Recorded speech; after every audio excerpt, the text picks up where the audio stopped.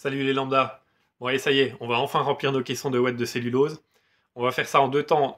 Tout d'abord, on va faire un test. On va remplir quelques caissons simplement pour vérifier que la tenue mécanique de nos caissons c'est correct, que le scotch y tient, que le géotextile qu'on a mis de séparation entre les caissons ça fonctionne aussi.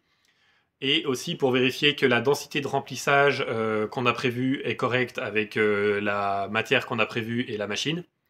Et une fois qu'on aura fait tout ça, qu'on aura vérifié que ça tient mécaniquement et que le remplissage est correct, on va prévoir l'intervention avec le professionnel qui va venir avec tous les sacs de ouate de cellulose et on va remplir tous les murs périphériques et la sous-face de toit. C'est parti.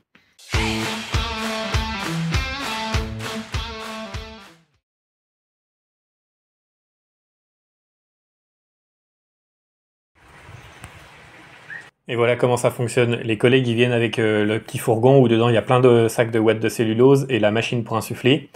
La machine, c'est le gros bloc rouge là, dans laquelle on met les sacs de ouate de cellulose, qui les casse en petits morceaux. Et on voit qu'il y a un tuyau d'entrée d'air sur la machine où il y a plein d'air qui est aspiré.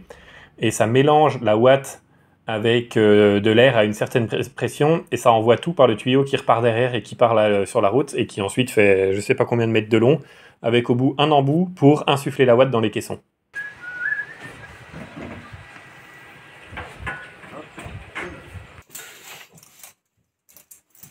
Ici, vous voyez Martin qui s'équipe d'un boîtier électronique. Le boîtier, il est relié à la machine en bas et avec le boîtier, il peut démarrer la machine, arrêter la machine et régler la densité d'air et de watts qui arrivent dans le tuyau. Donc comme ça, il n'a pas besoin d'avoir le talkie-walkie pour dire à quelqu'un à la machine allume, arrête, allume, arrête. Il peut tout faire directement avec le boîtier. Alors, pour toutes les hauteurs, on a échafaudage marchepied, là ça va bien ça. Alors, on va le pousser, t'inquiète, c'est bon. Je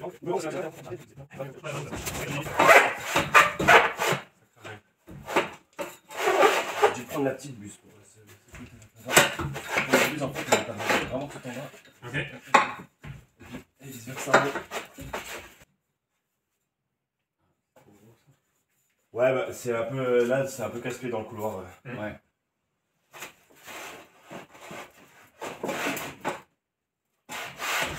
Et à noter que les collègues, ils ont deux embouts là, deux buses différentes pour faire l'insufflation. Donc celle-là, c'est la grosse qui est longue et qui a un gros rayon de courbure, mais du coup, pour la rentrer dans le trou, ben, si vous voyez ici dans le couloir, il n'y a pas beaucoup d'espace, c'est pas très pratique. Et une autre plus petite qui est plus maniable et moins longue, mais du coup, pour aller tout en bas du trou et tout en haut du trou, c'est moins pratique. Donc en fonction de la place qu'il y a pour faire l'insufflation, ils utilisent l'une ou l'autre.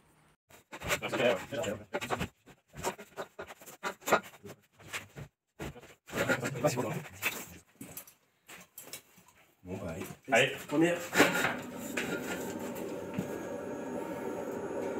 Dès qu'on lance, il y a toujours 3 secondes d'air. Là, la matière qui arrive, on l'entend. En fait, la matière arrive au bout de 3 secondes d'air.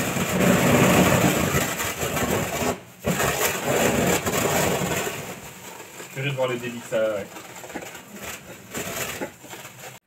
Alors en bas, la machine casse la ouate de cellulose en petits morceaux, la mélange à de l'air et envoie tout dans le tuyau. Et en fait, la pression d'air est réglée pour arriver à une densité finale de watts de cellulose dans le caisson qui est donnée.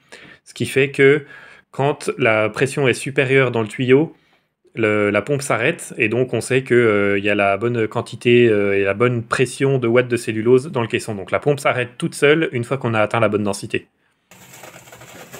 Ah oui, il y a taquet d'air en fait. Ah, il y a tout qui se monte un peu, hein, ça met tout en pression. On voit dans le tuyau que ça amène des petits... Ouais. On va vérifier l'ouverture de la trappe. On va paramétrer avec la vie déjà.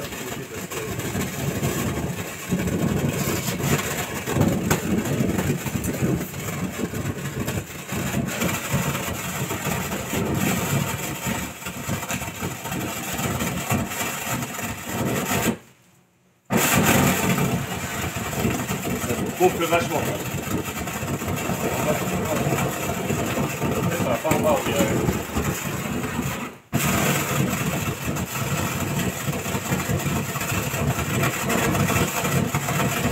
Je vais juste vérifier l'ouverture.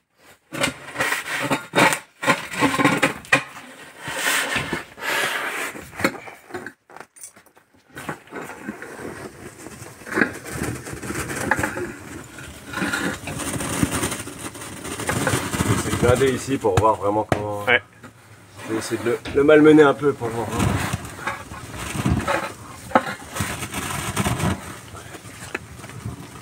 Si t'as le boudin sur toute la longueur, ça va bien t'emmerder à l'étape suivante.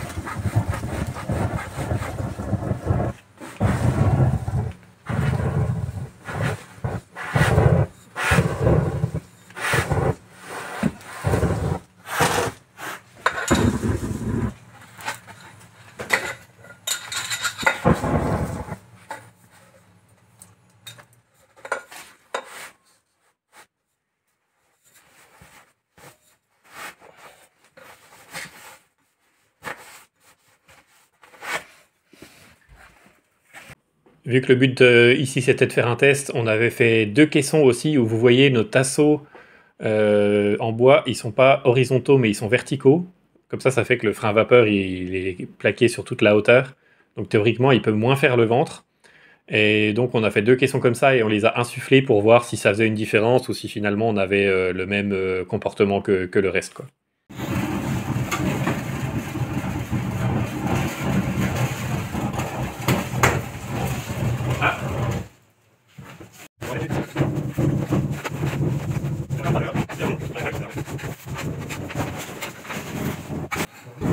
Ah, je voyais ça plus fluide quand même la ouate, parce que quand tu souffles, ça fait un paquet et ça s'arrête à la bouche directement, quoi. Ça va pas en mode.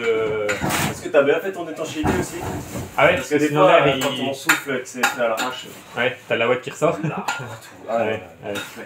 Là, non, ça prouve vraiment que votre étanchéité elle est vraiment. Ouais, bah ouais, c'est clair que ça bourre, ouais. Vraiment bien fait.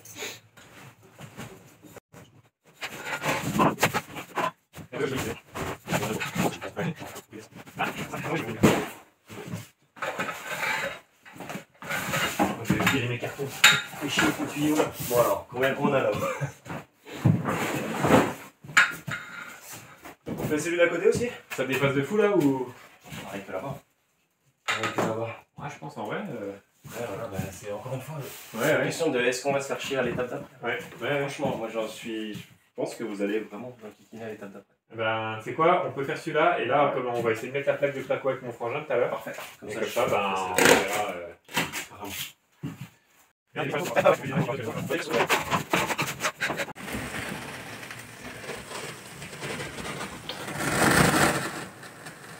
Là, en vrai, ça va, ça bourre pas trop, mais ouais, au-dessus, il était pas bien tendu aussi, donc.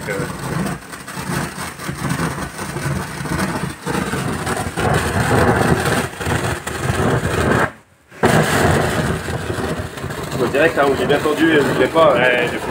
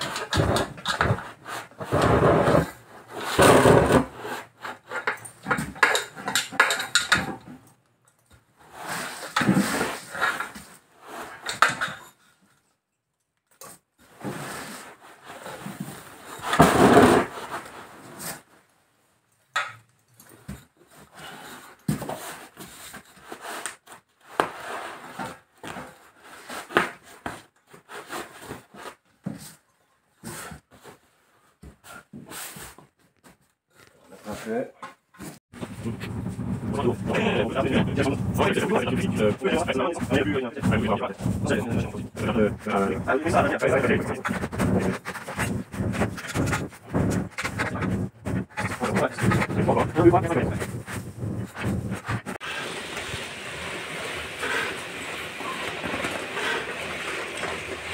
Bon, vous l'aurez compris, on se faisait un peu de soucis sur le fait de pouvoir poser notre placo sur notre ossature en bois parce que le frein vapeur, une fois avec la ouate insufflée dedans, ça fait vraiment un gros ventre. Donc ce qu'on regarde ici, c'est où est-ce qu'on a les plus gros ventres, où est-ce que la ouate, le frein vapeur dépasse de l'épaisseur du tasseau, et on vérifie si on peut remettre des tasseaux pour replaquer la ouate à des endroits où on a trop de ventre, et on va essayer de plaquer certains endroits pour vérifier qu'on n'a pas de soucis et que la plaque de placo force pas trop. Bah là c'est sûr que oui. Il n'y a rien là déjà. Mais au milieu là, entre. Bah ouais. Ouais, ça va, ouais.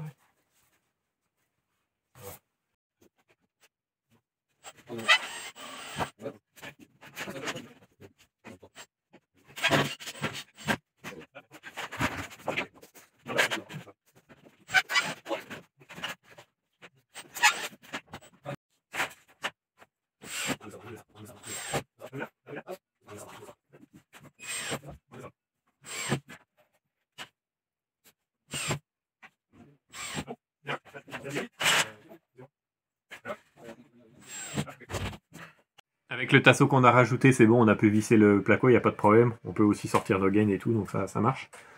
Donc l'enseignement, c'est qu'avec 80 cm d'anthrax, là, bah, c'est trop, hein, ça fait un trop gros ventre.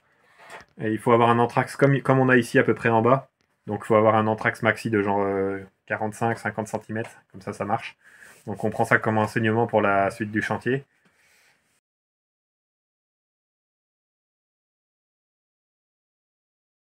Pour vérifier si notre densité d'insufflation est correcte, maintenant que ça s'est tassé après quelques jours, on va faire une carotte. Donc on va faire un trou avec cet outil-là, voilà, une carotte. Magnifique carotte. Et on va peser sur la balance qu'on aura taré préalablement pour vérifier quelle quantité de matière on a et donc vérifier simplement la densité d'insufflation qu'on a. Sur une pierre derrière.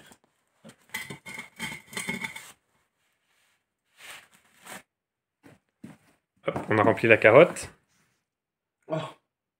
Oui, j'ai taré, c'est bon. Bouchon. J'avais pas taré. T'as taré avec le bouchon, je crois. Hein. Ouais, bon, voilà. Vraiment en pinette, mais... Ah, ça pèse rien, oui. 70. Et donc là, on a notre tableau repère. Ouh. Les abacs. On est sur quelque chose d'à peu près 16 cm d'épaisseur. 15 ou 16, ouais, ici ça dépend si on a une pierre ou pas. Ici. Mais... Et moi, j'avais combien? 70. 70, ouais. Du coup, 70, on est aux alentours de 57 kg. 57,3 kg. 57,3 kg. Si on a 15 cm, c'est 61. Donc on est entre 57 et 60 kg du mètre cube. Exactement. C'est ce qui est spécifié. Beaucoup, enfin qui est plus que le fabricant. Le fabricant en insufflation, il recommande entre 45 et 55. Mais nous, on a tendance à surdensifier pour parer au tassement. Donc il n'y a pas de risque que ça se tasse par la suite, quoi. Ouais, exactement. Très bien. C'est l'idée. Donc ça me convient parfaitement. Et moi, je vais régler ma machine comme on l'a fait pour ce caisson.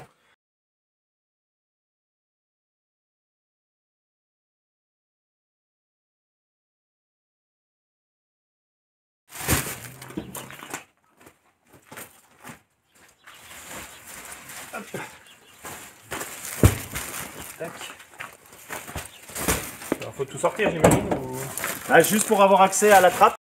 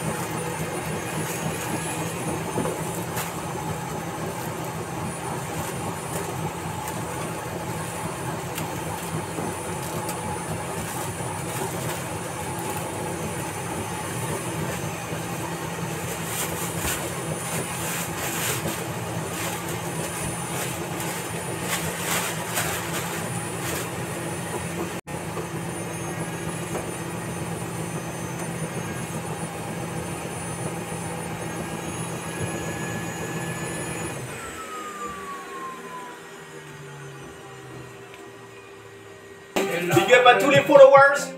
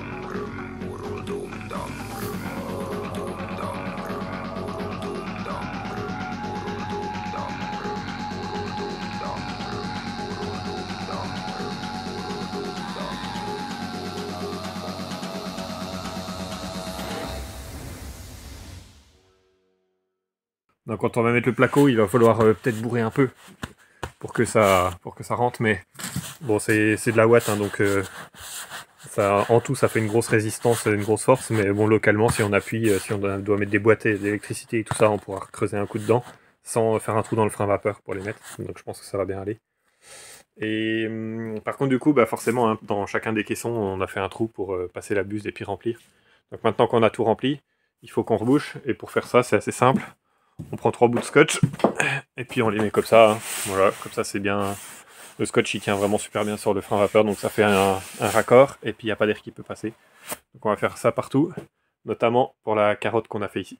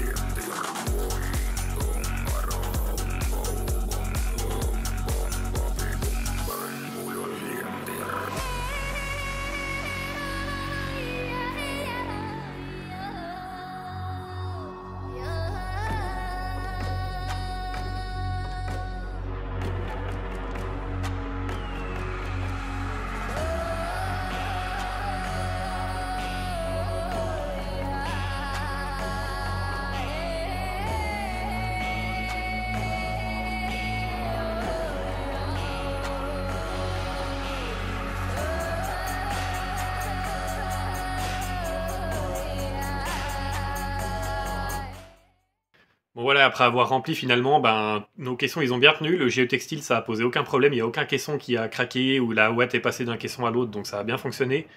Bon, l'anthrax de nos tasseaux c'était pas top, ça on retient du coup pour la suite qu'il faut mettre des anthrax pas trop élevés pour que ça bombe pas trop, et il faut bien tendre le frein vapeur. J'en profite pour vous montrer ce que ça fait le géotextile. Là du coup on est au dernier caisson qu'on a rempli, là il faut qu'on construise encore nos caissons. Et du coup ici on avait rempli avec des morceaux de laine de bois et tout pour boucher les gros trous pour pas que ça sorte trop par ici. Et du coup ici ça me donne un joli bombé, on sent que c'est rempli d'ouate derrière. Mais vous voyez le géotextile il s'est pas du tout déformé, il a pas bombé. Vu qu'il n'y a que 16 cm d'épaisseur, bah du coup ça tient bien. Et il y a un peu de ouate de cellulose qui est sorti quand on a fait l'insufflation. Mais bon ça c'est un peu partout. Mais bon, c'est vraiment très peu par rapport à la quantité qu'on a soufflé. Donc le système du géotextile, là, pour séparer les caissons, ça marche vraiment très bien. Bon, enfin maintenant qu'on a toutes nos faces, c'est vraiment bien parce qu'on va pouvoir tout plaquer et on va pouvoir faire nos appareillages de cuisine, appareillages de salle de bain, les appareillages d'électricité et donc passer vraiment à tous les aménagements intérieurs de la maison. Mais bon, ça sera dans les épisodes suivants. Bon, merci d'avoir regardé celui-ci, on se retrouve dans la prochaine vidéo pour de nouvelles aventures. Ciao.